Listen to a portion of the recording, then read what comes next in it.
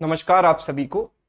इस सेशन में हम SBI PO मेंस 2023 में पूछी गई नंबर सीरीज को सॉल्व करेंगे और किस लेवल की number series SBI PO mains में पूछी जाती है उसका एक नमूना आपके सामने मैं पेश करूंगा।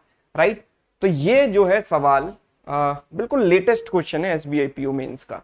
ठीक है, इसको आप ध्यान से देखेंगे और मेरे सॉल्व कराने से पहले एक बार खुद से वीडियो को पॉज करके सॉल्व करेंगे। ये दो नंबर सीरीज हमको दी गई हैं, इनमें हमें रॉन्ग टर्म आइडेंटिफाई करना है और इस पर बेस्ड जो है चार सवाल हमसे जो है एग्जाम में पूछे गए थे, है ना।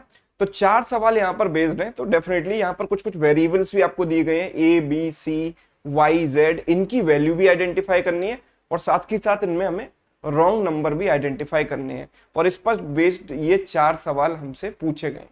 ठीक है, तो वीडियो को एक बार पॉज कीजिए और इसको एक बार खुद से ट्राई कीजिए और साथ ही साथ मैं एक और जानकारी आपको दे दूं कि SBI PO मेंस का कंप्लीट मेमोरी बेस्ड पेपर, जिसमें कि हम जितने भी DI क्वेश्चन पूछे गए वो भी करेंगे, मिसलिनियस क्वेश्चंस भी करेंगे, कंप्लीट पेपर हम डिस्कस करने वाले हैं। तो ये क्लास आपकी फ्राइडे को सुबह 10 बजे होगी लाइव। ठीक है, तो अगर आप कंप्लीट पेपर सॉल्व करना चाहते हैं मेरे साथ तो इस क्लास में जरूर जुड़ें। तो आज हम इस नंबर सीरीज के सवाल की बात कर रहे हैं, तो चीजें किस लेवल पर पहुंच गई हैं उसका एक नमूना यहां पर आपके सामने है। देखो जरा, मुझे लगता है आपने एक बार ट्राई किया होगा इसको वीडियो पॉज करके। अब जरा सॉल्यूशन देखिए कैसे इसको सॉल्व करेंगे। There are two number series 1 and 2 given to us, both series containing wrong term. दोनों में एक एक रॉन्ग टर्म है and both series follow different pattern. दोनों सीरीज जो है डिफरेंट पैटर्न फॉलो कर रही है। Solve the series and answer the following questions. ठीक है, तो ये दो सीरीज है और उसके साथ साथ मुझे कुछ इंस्ट्रक्शंस यहां पर दिए गए हैं, जैसे कि 10bx² minus 21 minus ax plus 3 बराबर 0। ये क्वाड्रेटिक इक्वेशन दी गई है जिसके जो रूट्स हैं वो z/10 एंड y/20 है, where z/10 is greater than y/20। एक बड़ा वाला रूट z/10 और छोटा वाला रूट y/20 है। Any multiple of y gives a number with a unit digit 0। कोई भी y का मल्टीपल है उस जो है y का कोई भी मल्टीपल होगा वो 0 में एंड करेगा। दैट मींस y खुद 10 का मल्टीपल होगा। y is the multiple of 10 हम कह सकते हैं, है ना। y should be a multiple of 10। y 10 का मल्टीपल होना चाहिए तभी तो 0 में एंड करेगा उसका कोई मल्टीपल। अच्छा, एक और आखिरी कंडीशन दी गई है, c माइनस z बराबर 9 and LCM of z and 5 is 50। ठीक है, तो मैं यहां से स्टार्ट करता हूं अपना सॉल्यूशन। जो आखिरी कंडीशन है, LCM of z and 5 is 15, है ना। LCM of z and 5 is 15, है ना। अब 5 के साथ मैं किसको कंबाइन करूं कि एलसीएम 15 आ जाए। अच्छा, जो दोनों नंबर हैं वो एलसीएम के बराबर या उससे छोटे ही होने चाहिए, है ना। कोई भी नंबर एलसीएम से बड़ा तो हो नहीं सकता। तो हमें ज्यादा नहीं सोचना, थोड़ा सा सोचना है बस कि देखो एक तो z की वैल्यू 15 हो सकती है, खुद एलसीएम के बराबर तो हो ही सकता है ना नंबर। तो z की वैल्यू एक तो 15 हो सकती है ना। तो 15 और 5 का एलसीएम 15 हो जाएगा। और z की वैल्यू 3 भी हो सकती है ना। z की वैल्यू 3 भी हो सकती है, 3 और 5 का एलसीएम भी 15 होता है। तो there are only two possibilities कि z की वैल्यू 3 हो जाए और z की वैल्यू 5 हो जाए। तो मैंने पहली पॉसिबिलिटी ली कि भाई z की वैल्यू मेरे पास हो गई 3 और दूसरी पॉसिबिलिटी है मेरे पास कि z की वैल्यू हो जाए 15। z की वैल्यू 3 हो गई और एक बार हो गई 15। ठीक है, अब अगर z की वैल्यू 3 है तो c की वैल्यू कितनी होगी। So for that we have a relation between c and z। तो c माइनस z बराबर 9, तो c बराबर 9 प्लस z होगा कि नहीं होगा। c बराबर हो जाएगा 9 प्लस z, है ना। तो c जो है 9 बड़ा है z से, इसका मतलब c की वैल्यू यहां पर 9 प्लस 3 12 हो गई और यहां पर c की वैल्यू हो गई 9 प्लस 15 यानी कि 24। तो c और z की वैल्यू हमें मिल गई। अच्छा, ये जो क्वाड्रेटिक इक्वेशन दी गई है वो हमें दी गई 10bx²। तो the equation is 10bx² minus 21 minus a into x, है ना, और प्लस 3 बराबर 0। यही इक्वेशन यहां पर भी होगी, 10bx² minus 21 minus ax plus 3 बराबर 0। राइट, अब इस इक्वेशन के दो रूट्स हमसे कहे गए हैं यहां पर, एक z/10 और एक y/20, है ना। तो इस इक्वेशन के दो रूट्स हैं, एक है z/10, इसके जो रूट्स हैं वो है z/10 and y/20, right, and z/10 is greater than y/20। ये बड़ा वाला रूट है, छोटा वाला रूट है, और हमने यहां से कंक्लूड किया कि y की वैल्यू 10 का मल्टीपल होनी चाहिए, है ना। y should be a multiple of 10, y should be a multiple of 10, 10 का मल्टीपल होना चाहिए y, ठीक है। चलिए, ये चीजें मेरे पास है यहाँ पर। अब मेरे पास जो यहाँ पर z की वैल्यू फिक्स है, z की वैल्यू 3 हो गई, तो एक रूट हमें मिल गया इसका 3/10, यस और नो, एक रूट हमें मिल जाता है 3/10, ठीक है। अब यहाँ पर दो वेरिएबल बचे b और c, है ना। अब मुझे एक बात बताओ आप कि what is product of roots. किसी भी इक्वेशन का, क्वाड्रेटिक इक्वेशन का प्रोडक्ट ऑफ रूट्स जो होता है वो होता है c/a, राइट। तो हम यहाँ पर बात करते हैं कि इसका जो प्रोडक्ट ऑफ रूट्स होगा वो होगा z/10, z की वैल्यू 3 रख दूं, 3/10 इंटू दूसरा रूट है y/20, y की वैल्यू हमें नहीं पता तो ऐसे ही लिखा रहने देते हैं। Product of roots is what, c/a, है ना। तो 3/10b, 3/10b। तो यहां से मेरे पास जो निकल कर आया वो ये कि 10 से 10 कट गया, 3 से 3 कट गया, तो y इंटू बी बराबर आ गया 20। ये कंडीशन मेरे पास आ गई। अब मुझे ये पता है कि y जो है 10 का मल्टीपल होना चाहिए, है ना। तो अब यहां पर भी दो चीजें हैं, देखो कि पहली चीज तो ये कि मैं y की वैल्यू, देखो y इंटू बी बराबर 20 आ गया, तो मैं ऐसे कर लूं कि y की वैल्यू 10 ले लूं और इसकी वैल्यू 2 ले लूं, और दूसरा मैं ये ले लूं कि यहाँ पर 20 ले लूं और इसको 1 ले लूं। बोथ आर पॉसिबल ना, दोनों पॉसिबिलिटी यहाँ पर है। तो पहली पॉसिबिलिटी मेरे पास क्या है, केस 1 कि y की वैल्यू हो गई 10 और b की वैल्यू क्या हो गई 2, और केस 2 कि y की वैल्यू 20 हो गई और b की वैल्यू क्या हो गई 1 हो गई, राइट। दोनों केस हो गए मेरे पास, ठीक है। अच्छा, अब अगर मैं इस केस की बात करूंगा, and same thing I apply here also, कि product of roots is what, z/10, what is the value of z here, 15, 15/10 into y/20, this is the product of roots and that is equal to 3/10b। yes, 10 से 10 cut गया, 3 से गया 5 times, 5 से गया 4 times, तो आप ये बताओ कि यहाँ पर y इंटू बी बराबर 4 आ जाएगा, है ना। अब जबकि मुझसे खुद कहा गया है यहाँ पर सवाल में कि y की वैल्यू 10 का मल्टीपल होना चाहिए, तो क्या यहाँ 10 का मल्टीपल हो सकती है, जब इनका प्रोडक्ट ही 4 है तो कम से कम 10 भी यहाँ पर नहीं रख सकता मैं, राइट। तो y can not be this, ठीक है। तो इसको मैं हटा देता हूं, this possibility is ruled out, ठीक। तो फिलहाल मैं इसको अभी हटा देता हूं, y इंटू बी बराबर 4, ये पॉसिबिलिटी रूल्ड आउट हो गई। So I am left with these two possibility, मैंने दो पॉसिबिलिटी यहां पर ली, है ना। अब इन दो में से भी एक को रूल आउट करना पड़ेगा, वो एक बड़ा चैलेंजिंग टास्क है। चलो देखते हैं, कोई नहीं। अब पहला केस जब मैं लेता हूं कि y बराबर 10 और b बराबर 2, तो आप ये बात बताओ यहां पर क्या मैं a की वैल्यू निकाल सकता हूं। तो मुझे यहां पर दोनों रूट मिल जाएंगे। पहला रूट क्या होगा, देखो पहला रूट होगा z/10, z/10 की वैल्यू तो फिक्स है ना, बिकॉज z इज 3, तो z/10, तो इसके जो रूट्स आ जाएंगे वो क्या हो जाएंगे, रूट्स आ जाएंगे 3/10, और दूसरा रूट क्या आएगा भाई y/20, और y की वैल्यू यहां पर 10 ले चुके हैं, तो 10/20, 10/20, दीज आर द रूट्स, है ना। So we can write this as 5/10। तो इन दोनों का जो सम हो गया वो कितना हो गया, 5 + 3 8, 8/10। Now sum of roots must be equal to what, -b/a, this is sum of roots, है ना। तो यानी इसका माइनस किया तो कितना होगा, 21 - a upon this number 10b, and b की वैल्यू इस केस में कितनी है 2, तो इससे इसको कैंसिल किया तो 21 - a बराबर 16, तो 21 - a बराबर 16 हो गया, तो a की वैल्यू 21 - 16 यानी 5, तो इस केस में a की वैल्यू मेरे पास 5 आ जाएगी। नाउ व्हाट अबाउट दिस, तो अगर मैं इसकी बात करूं तो यहां पर देखो रूट्स जो हैं वो क्या आएंगे, देखो सबसे पहले रूट्स आएंगे हमारे पास z/10, z की वैल्यू कितनी है, z की वैल्यू तो फिक्स है 3, 3/10, एंड दूसरा है y/20, यानी कि y की वैल्यू है 20, 20/20, 20/20 कितना हो गया 1 हो गया, right. So sum of roots is what, इन दोनों का सम हो गया 13/10, and that is again equal to this thing 21 - a/10b, b की वैल्यू यहां पर 1 है इस केस में, तो 10 से 10 कट गया, तो a की वैल्यू यहां पर कितनी आ जाएगी 21 - 13 यानी कि 8, तो ये भी ठीक है, ए की वैल्यू ये भी सही लग रही है 8, है ना।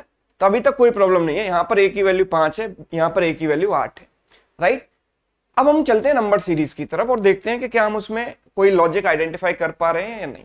तो जैसे मैं पहली वाली जो सीरीज मुझे दी गई है A B plus 5 C plus 8 and so on, है ना। तो जो जो टर्म्स दिए गए हैं जरा उनको देखो, ये टर्म्स काफी तेजी से इंक्रीज हो रहे हैं, और तेजी से बढ़ने का मतलब ये है कि यहां पर कुछ ना कुछ मल्टीप्लाई हुआ है। जैसे कि अगर मैं ये बड़े नंबर को देखूं तो 21 इंटू 6 होता है 126, यानी इसके 6 गुना के आसपास है। अगर मैंने इसका 6 गुना किया तो 6 इंटू 5 30 कैरी हो गया, 3 51 कैरी हो गया, 5 126 प्लस 5 131, और इन दोनों का डिफरेंस कितना है 326 माइनस 110 216। इसको देखते ही आपकी आंखों में एक चमक आ जाएगी, क्यों? क्योंकि 6 और 216 तो रिलेटेड है। कैसे? 6 का क्यूब है 216, तो 6 के साथ 6 का क्यूब आया, तो यहां पर यह इसके 5 गुना के आसपास है। अगर मैंने इसका 5 गुना किया तो 1260, 5 गुना किया 2060, 2060 में क्या जोड़े कि ये आ जाए 125 जोड़ेंगे, तो बिल्कुल यही बनेगा। तो 5 के साथ 5 का क्यूब आ रहा है, ये भी बहुत अच्छी बात है, मतलब लॉजिक हमने पकड़ लिया। आगे देखें तो इंटू 4, इसका 4 गुना करेंगे तो 320 प्लस 28 348, 348 प्लस 64 300 412, बिल्कुल करेक्ट है, ठीक है, ये भी ठीक है। तो दैट मीन्स यहां पर क्या आना चाहिए, आइडियली जो करेक्ट टर्म है यहां पर होगा इंटू 3 प्लस 3 क्यूब यानी 27, यहां पर होगा इंटू 2 प्लस 2 क्यूब यानी कि 8, यहां पर होगा इंटू 1 प्लस 1 क्यूब यानी कि 1। तो यहां पर हम उल्टा चलने के लिए देखो, यहां पर पहले 27 माइनस करेंगे तो 60 आएगा, 60 अपॉन 3 कर देंगे तो यहां पर आएगा 20, 20 में से 8 घटाएंगे 12, 12 अपॉन 2 कर देंगे 6 आना चाहिए आइडियली। और यहां पर अगर हम देखें तो 1 माइनस करें तो 5, 5 अपॉन 1 5 आ गया, तो ये करेक्ट टर्म है। अब देख लो 5 into 1 5 plus 1 6, 6 into 2 12, 12 plus 8 20, 20 into 3 60, 60 plus 27 87। So these are correct terms, है ना। अब इनमें से कोई भी एक टर्म रॉन्ग हो सकता है ना, एक ही टर्म रॉन्ग होगा ना, सीरीज में एक टर्म रॉन्ग है। तो अगर मैं यहां पर पहली वाली पॉसिबिलिटी देखता हूं, पहली वाली पॉसिबिलिटी क्या थी मेरे पास कि मैंने भाई ये कहा कि ए की वैल्यू है यहां पर 5 और बी की वैल्यू है 2, है ना। तो अगर मैंने ए की वैल्यू 5 बोला, देखो मैंने कहा कि ए की वैल्यू सर 5 है, ए की वैल्यू 5 है और बी की वैल्यू 2 है, तो 5 प्लस 2 ये 7 हो जाएगा। और सी की वैल्यू तो फिक्स है मेरे पास, सी की वैल्यू में कोई डाउट नहीं है, सी की वैल्यू 12 है, तो 12 प्लस 8 20, यानी ये टर्म तो करेक्ट है। अब हो क्या रहा है यहां पर, एक टर्म रॉन्ग हो रहा है, यानी कि ये वाला, विच इज परफेक्टली ओके। लेकिन जब मैं दूसरा केस लेता हूं ये वाला, तो ए की वैल्यू 8 लूंगा और बी की वैल्यू 1 लूंगा। तो ए की वैल्यू जब मैंने 8 लिया और ए की वैल्यू 1 ली तो 5 प्लस 1 6 हो गया और ये 20 हो गया। तो यहां पर ये दोनों टर्म गलत हो जाएंगे, राइट। आइडियली 5 और 7 ये टर्म है जिसमें कि 7 गलत है, 7 इज रॉन्ग टर्म, उसकी जगह हमने 6 लिख रखा है ना। रॉन्ग टर्म क्या है, सॉरी हाँ 6 होना चाहिए जिसकी जगह, जबकि यहां पर लिखा हुआ है 7, जब मैं बी की वैल्यू 2 लेकर चल रहा हूं। लेकिन जब मैंने दूसरा वाला केस लिया तो ये 8 आ रहा है, ये 6 आ रहा है, मतलब दोनों टर्म ही गलत आ रहे हैं मेरे पास, both the terms are wrong, which is not possible, right. ये चीज पॉसिबल नहीं है ना, तो एक ही सीरीज में 2 टर्म गलत हो, ये पॉसिबल नहीं है। So that's why this case is ruled out, ये वाला केस रूल्ड आउट हो गया। तो अब मेरे पास ये चीज सर्टेन हो गई कि ए की वैल्यू 5 है, बी की वैल्यू 2 है, ठीक है। और यहां पर रॉन्ग टर्म कौन सा है, 7। तो ए की वैल्यू है 5, बी की वैल्यू है 2, ये चीज सर्टेन है एकदम, राइट। सी की वैल्यू जो है वो हमारे पास कितनी है, जो जो वैल्यू आ चुकी है उनको लिख देते हैं हम। सी की वैल्यू 12 है और जेड की वैल्यू 3 है, सी की वैल्यू 12 है, जेड की वैल्यू 3 है। एंड अगर नेक्स्ट बात करें तो y की जो वैल्यू है वो मेरे पास क्या थी, 10, y की वैल्यू कितनी आई है, 10 आ चुकी है, राइट। y की वैल्यू है 10। तो ये सारे वेरिएबल्स की वैल्यू मेरे पास यहां पर आ चुकी है, ठीक। अब मैं सेकंड वाली सीरीज एक बार देखता हूं। सेकंड वाली series is this b plus 4, है ना। b की वैल्यू फिक्स हो गई तो 2 प्लस 4 कितना हो गया, 6, राइट। 2 प्लस 4 आ गया मेरे पास 6। c plus 8, what is c plus 8, 12 plus 8 कितना हो गया, 20। Next 36। Next is a plus 50, a की वैल्यू थी 5, 5 प्लस 50 55, 79, 111 एंड 152, है ना। ये भी एक सीरीज है जिसको मुझे सॉल्व करना पड़ेगा, अभी तक कहानी खत्म नहीं हुई है। तो ये सीरीज अगर मैं यहां पर सॉल्व करता हूं तो मेरे पास देखो क्या बनेगा, ध्यान से समझना। ये सीरीज आप सॉल्व करो और देखो ये डेफिनेटली ये डिफरेंस वाली सीरीज है। एक बार डिफरेंस देख लेते हैं। यहाँ पर डिफरेंस कितने का है, दिस इज 1 4 41। यहाँ कितने का डिफरेंस है, this is 2 and this is 3 32। ये कितने का डिफरेंस है, 4 2 24। ये कितने का डिफरेंस है, 19 का डिफरेंस है। ये कितने का डिफरेंस है, 16 का। और ये डिफरेंस कितने का है, 12 का। राइट, तो ये सीरीज भी उतनी ज्यादा आसान नहीं है जितनी आपको देखने पर लग रही थी, है ना। आपको लगा था कि अभी तक इतना टफ काम करा लिया एग्जाम मतलब एग्जामिनर ने, तो आगे शायद रिलैक्स दे दे। लेकिन सेकंड वाली सीरीज भी मुझे देखने में उतनी आसान नहीं लग रही, क्योंकि डिफरेंसेस में मुझे कोई पैटर्न दिखाई नहीं दे रहा, है ना। So let's try. यहां पर अगर देखें डिफरेंस कितने का है, 4 का डिफरेंस है। यहां डिफरेंस कितने का है, 5 का डिफरेंस है। ओ सॉरी 3 का डिफरेंस है। अच्छा, ये 4 का डिफरेंस है, सॉरी ये 14 होगा ना, 14, दिस शुड बी 14। ये 2 का डिफरेंस है, ये 3 का डिफरेंस, चलो ये एक उम्मीद जगी। ये कितने का डिफरेंस है, 5 का आ गया। अगर 2 3 4 होता तो काम बहुत आसानी से हो जाता। चलो आगे देखें, तो ये डिफरेंस है 8 का, और ये डिफरेंस कितने का है, 9 का। ठीक है, तो यहां पर कुछ बात बन नहीं रही। अगर मैं ऐसे चलता हूं कि ये 2 3 5 को मैं करेक्ट मान लेता हूं, तो नेक्स्ट अगर इनको अगर मैंने प्राइम नंबर लिया तो 2 3 5 के बाद 7 आएगा और फिर 11 आएगा। राइट, अभी 24 प्लस 7, 24 प्लस 7 हो जाएगा 31, और 31 प्लस 11 हो जाएगा 42। यानी कि ये सारे टर्म गलत हो जाएंगे, विच इज नॉट पॉसिबल। यानी कि ये जो प्राइम नंबर वाला लॉजिक है वो यहां पर नहीं चल रहा है, काम नहीं कर रहा है ना। तो मैं डबल डिफरेंस लेता हूं, यहां पर ट्रिपल डिफरेंस, डबल डिफरेंस तो ले चुका हूं, एक और डिफरेंस लेता हूं। यहां 1 का गैप है, ठीक है, यहां 3 का गैप है। अगर इस तरीके से चलें, यहां पर हम ले 5 का गैप, ऑड नंबर्स का गैप लेते हैं, और यहां पर ले 7 का गैप। ठीक है, 1 3 5 7 इस तरीके से ले सकते हैं। सॉरी 1 यहां पर डिफरेंस है 2 का, 1 2 3 4 ऐसे ले लें, 1 2 3 4। बड़ा ही खतरनाक सी सीरीज है, कोई नहीं। अगर इस तरीके से चलें तो यहां पर 8 आएगा। राइट, यहां पर आएगा 8, और यहां कितना आएगा, 8 और 4 12 आएगा। ठीक है, अब देखते हैं जरा, ये हो गया, यस 24 प्लस 8 32 हो गया, करेक्ट है। राइट, और 32 प्लस 12 होना चाहिए। यहां पर सिर्फ एक गलत है, 32 प्लस 12 होना चाहिए 44। राइट, 44। तो इसकी जगह हम करेंगे 44। बाकी सारी चीजें ठीक बैठ रही हैं, यस 44। फिर से चेक कर लो, 32 प्लस 12 44, यस, यानी कि ये भी करेक्ट है। और इसमें 44 जोड़ेंगे तो कितना आएगा, 155।